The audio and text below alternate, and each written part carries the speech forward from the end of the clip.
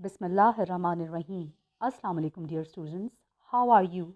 Today I will tell you the role of nephron in urine formation. In the last week, we have discussed that nephron has two parts, renal corpuscle and renal tubule. We will recap its structure through the video. A nephron consists of a glomerulus and a cup-shaped structure known as Bowman's capsule. These two structures are collectively known as renal corpuscle. The renal corpuscle opens into highly convoluted structure known as proximal convoluted tubule, which descend down to form descending limb of loop of Henle. Then it moves upward and form ascending limb, which opens into another highly convoluted structure known as distal convoluted tubule. Many distal convoluted tubule opens into a collecting. The main function of kidney is urine formation. It takes place in 3 steps. Number 1, pressure filtration. Number 2, selective reabsorption. And the last one is tubular secretion. Pressure filtration, it is also known as ultrafiltration or glomerular filtration. It occurs in renal corpuscle. Oxygenated blood carrying both useful and waste materials enter kidney via renal artery. It divides into many smaller arteries which divide into arterioles and then into glomerulus. Imagine what will happen when at pickup time all the classes will come out and small gate will open instead of main gate. All the students will jam pack and start pushing each other. You know that glomerulus receives blood through efferent arteriole having a larger diameter. The blood leaves glomerulus through efferent arteriole having smaller diameter. It is clear from this diagram. The walls of glomerulus are highly porous as compared to normal capillaries.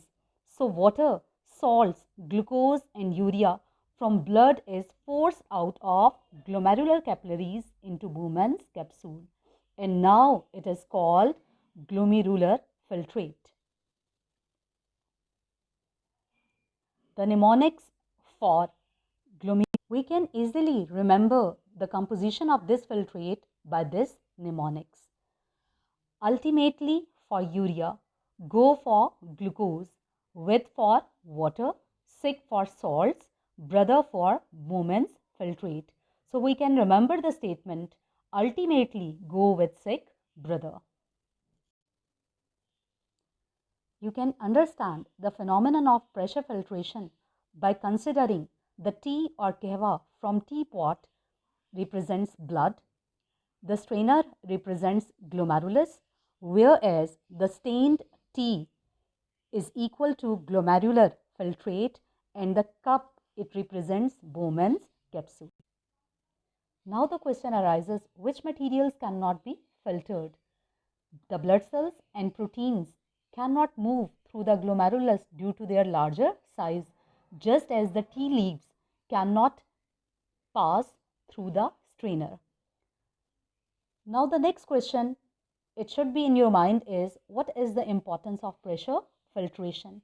It is clear from this figure that when the blood enters glomerulus through afferent arteriole, it is oxygenated and it contains waste. But when it leaves glomerulus through efferent arteriole, it is still oxygenated, but it does not contain waste. But urine formation is not so simple. In glomerular filtrate, the useful substances having smaller size are also present. So, the next step is selective reabsorption. Selective means the substances which are of your interest, they are reabsorbed in peritubular capillaries surrounding renal tubule. During this step, 99% of the glomerular filtrate has been reabsorbed. Most of the selective reabsorption occurs in proximal convoluted tubule. The salts and water, they are reabsorbed in loop of Henle, whereas again reabsorption of water and salts, it occurs in distal convoluted tubule.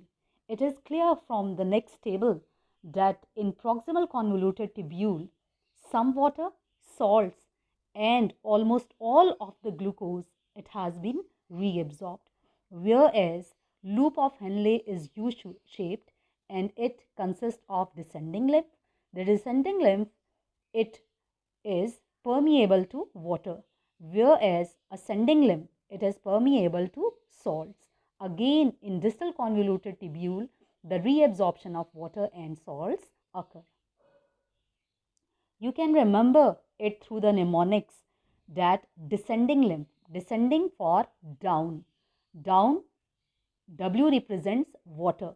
That is, descending lymph is permeable to water and water it removes through osmosis. Ascending, as A for ascending, S for salt. The salts, they are removed from Henle's loop through active transport. You can understand selective reabsorption by considering that the garbage bin is renal tubule containing waste and discarded items representing glomerular filtrate. A garbage lifter only picks materials of his own interest like plastic bottles and tins, etc. Normally, our urine does not contain glucose, but in diabetic patients, the level of glucose is very high in blood and it is more than the need of body. So it is not completely absorbed by the nephron and is present in urine. The third step is tubular secretion. Like selective reabsorption, it also occurs in renal tubule. In this case, the substances they moves from peritubular capillaries to renal tubule. That is, during this process, the direction of substances are opposite to that of selective reabsorption. During this process, certain ions like hydrogen ions, urea, ammonia are secreted from blood into filtrate. The importance of this process is that this process maintains the pH of blood, which is 7.35 to 7.45. You can remember tubular secretion by this example, in which the blue bin, it represents peritubular capillaries. The discarded papers, they represent hydrogen ions, urea, ammonia or drugs, and the red bin, it represents renal tubule. That is, this diagram shows that the waste materials, they are moving from peritubular capillaries to renal tubule. In this figure, the three processes of urine formation, they are shown by three different colors. The ultrafiltration or pressure filtration, it has been represented by green arrow, showing the filtration occurs from glomerulus to Bowman's capsule. The water reabsorption, that is shown by light blue color, it occurs in proximal convoluted tubule, but most of it occurs through descending lymph, whereas it also occurs in distal convoluted tubule. The selective reabsorption of glucose, it occurs through proximal convoluted tubule, whereas the reabsorption of salts, it occurs through ascending lymph and distal convoluted tubule. The tubular secretion, it occurs in proximal as well as in distal convoluted tubule. This diagram represents the direction and occurrence of the three processes of urine formation. The first process, ultrafiltration, it occurs in renal tubule. The second process, that is selective reabsorption, it occurs from renal tubule to peritubular capillaries, whereas the waste substances are secreted from peritubular capillaries to renal tubule during tubular secretion. From this diagram, it is clear when the blood enters kidney through renal artery, it contains oxygen as well as waste. But when it leaves the kidney through renal vein, it is deoxygenated and it is filtered. It does not contain any waste. The waste and the toxic materials like hydrogen ions, urea and ammonia, they leave through ureter as urine. Now, if we consider the pathway of urine flow, it is clear that the filtrate present in distal convoluted tubule is now known as urine. From here, it moves into collecting ducts. Many collecting ducts open into pelvis. The pelvis opens into ureter. The two ureters, they take blood into urinary bladder.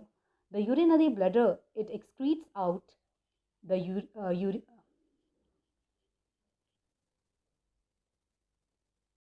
After selective reabsorption and tubular secretion, the filtrate present in distal convoluted tubule is known as urine. The urine from distal convoluted tubule enters into collecting ducts. Many collecting ducts, they open into pelvis. The pelvis, they open into ureter.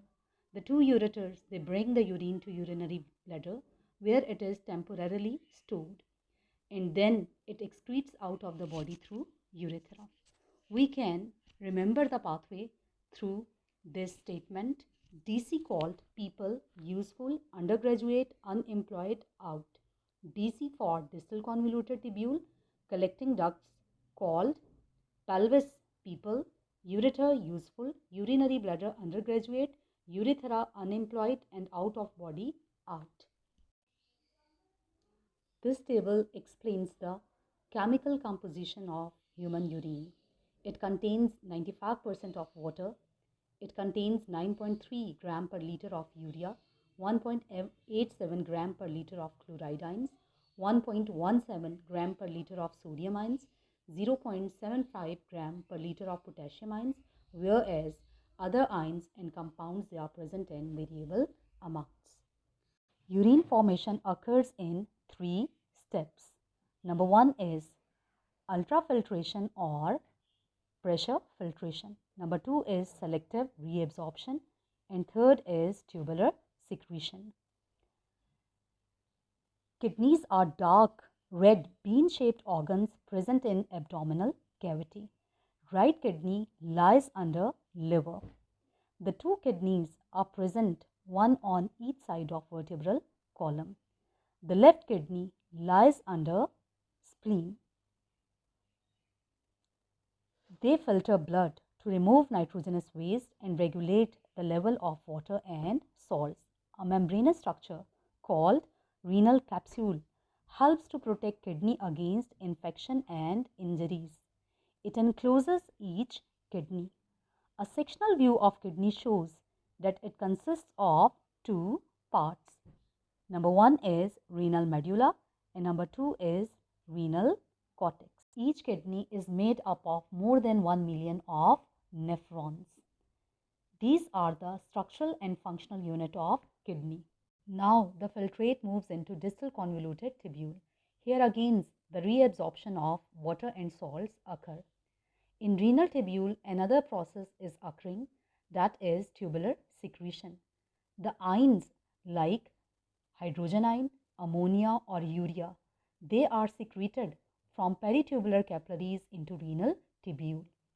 Now the filtrate is known as urine. It moves into collecting ducts. Many collecting ducts open into renal pelvis. The renal pelvis opens into ureter. The two ureters of each side open into urinary bladder. Here, urine is stored temporarily. You have to do your assignment on rough sheets. Name the 3 steps of urine formation. You have to provide differences between tubular secretion and selective reabsorption and the composition of glomerular filtrate. The 9 terms are given. There is a flow sheet in the next slide. You have to insert these terms at their appropriate places. You have to complete this table by writing the amount of substances present in renal artery and renal vein. I hope now the structure of nephron and function is clear to you. May Allah bless you with faith, knowledge and health. Thank you. Allah Hafiz.